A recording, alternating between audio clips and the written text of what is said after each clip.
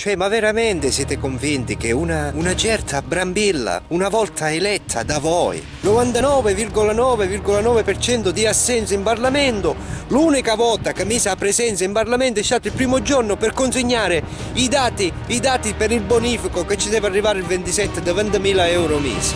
Ai ai, oh. E voi siete convinti che sta Brambilla una volta che chiana va fa il porto, va fa i bonifiche, va fa il sate, vi fa lo stretto sul ponte. Eh sì, perché tanto a Calabria sta scaccando, a Sicilia, ma Lazio sta scaccando pure. Ora si incucchia e fanno lo stretto sul ponte. Ai ai.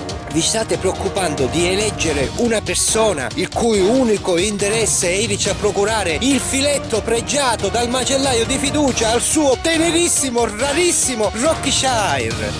Mentre le persone o mare stanno morendo, niente, lei si preoccupa del filetto del Rockshire. Ai ai.